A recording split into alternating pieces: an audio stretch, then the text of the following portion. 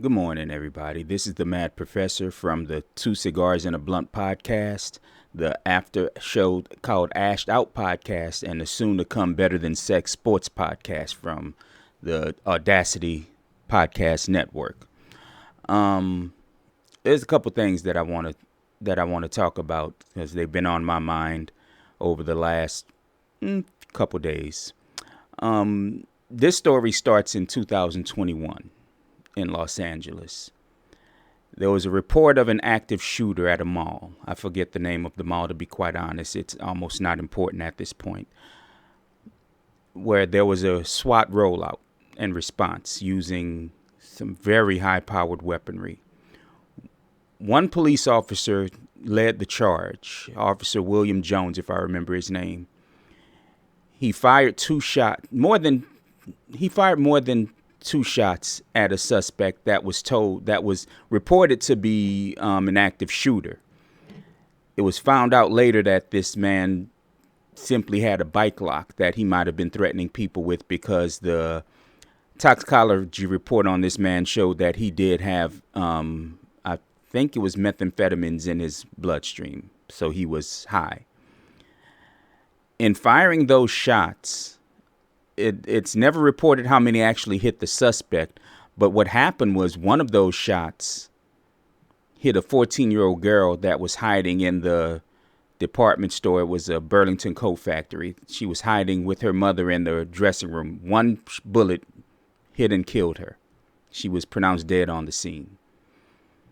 Earlier this week, the California Attorney General's office decided that they weren't going to press charges or bring up any type of charges against the police officer that was involved in the shooting. Now, the police commissioner's office and the police investigator's office couldn't decide whether or not to charge him. One wanted to charge him, the other one didn't, so they came together and said no charges, even though they both admit that his first shot that he took at the suspect was the one that he was within legal coverage to have taken. The remaining shots wasn't, and of course no one knows which shot actually killed the young lady. It actually killed the 14-year-old girl. Her family is bringing a civil lawsuit against LAPD and the city of Los Angeles, naturally, which when they win, and they should win in a wrongful death civil suit, the city and its taxpayers are going to be responsible for paying. And I've always had the thought that requiring police officers to get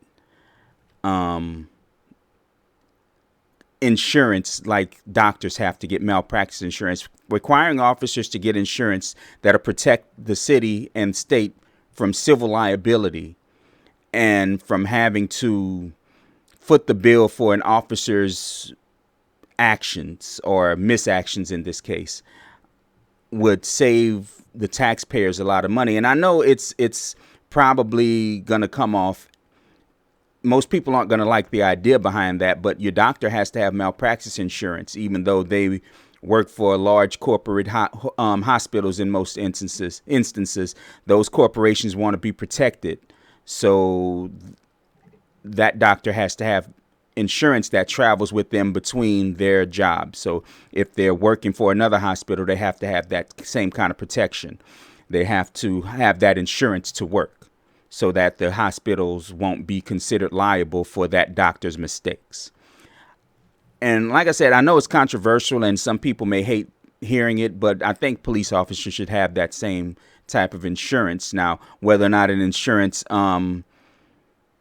company would actually want to get involved in that, I don't know. But cities over the last couple decades have been paying out millions, and I mean millions, to cover police officers' wrong shootings or wrong actions taken against either suspects or innocent people.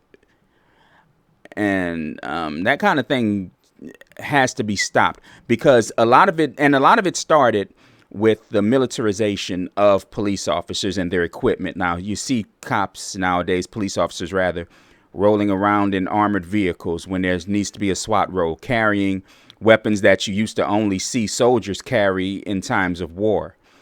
The police are have now militarized, with the two biggest police forces in the country, L.A. and New York, being the most militarized police forces, even though even small police forces that are in small cities rather, where the population is barely 10,000, have some of the same military equipment that militaries use to fight wars.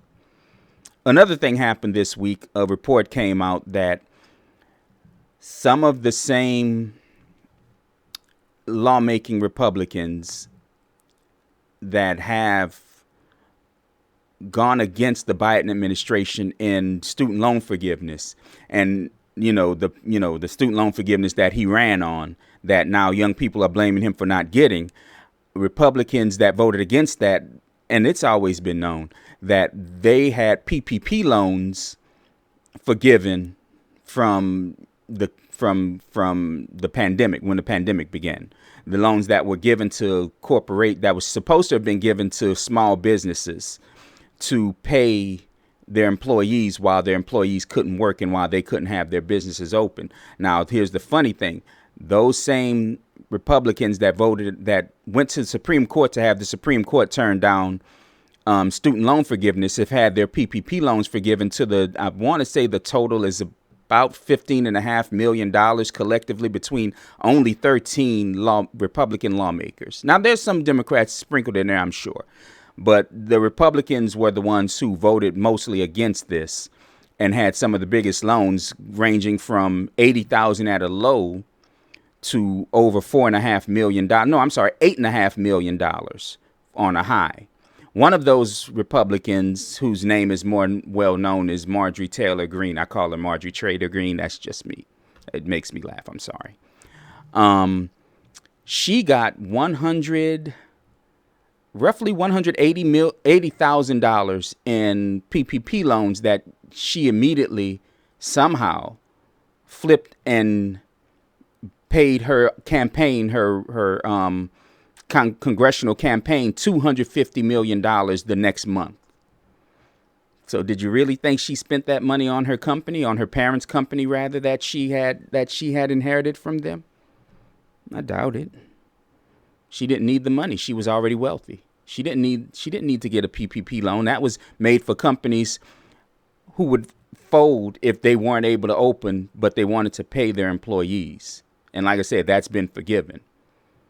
But that by these same people who want to vote against and who stood on not giving student loan forgiveness, even though most student loans are taken for poor people. And now these people have paid their loans twice over, but are still paying on the interest of those loans, not the principal. The principal is done and been done for years, but they're still paying on the interest.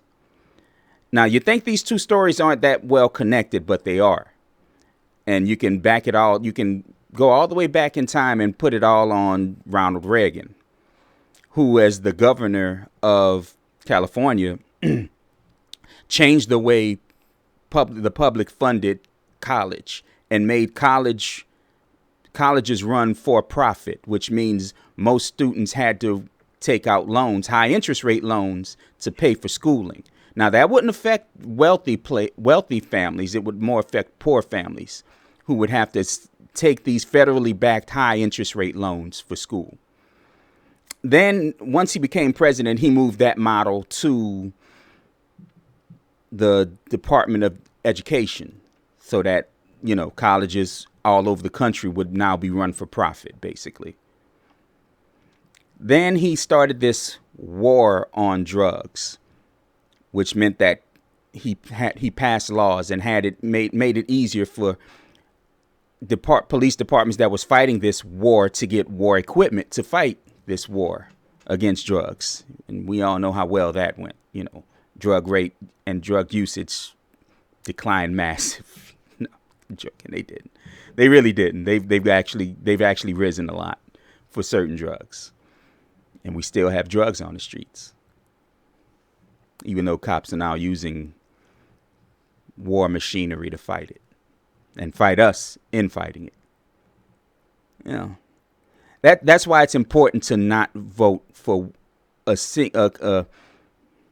a candidate that's only running on one platform, that's only running on one topic. You didn't know that Reagan would do all of this, would help militarize police. In fact, like I said, New York and LAPD, New York, NYPD spends $5.5 billion yearly. NYPD spends $3.5 billion yearly, and about 40% of each of those totals is just on personnel, not on equipment, just personnel. And Reagan made all of that possible. It just, I mean, it just brings up how important voting is. I know this has been long, so I'm a cut off here, but this is just something to talk about.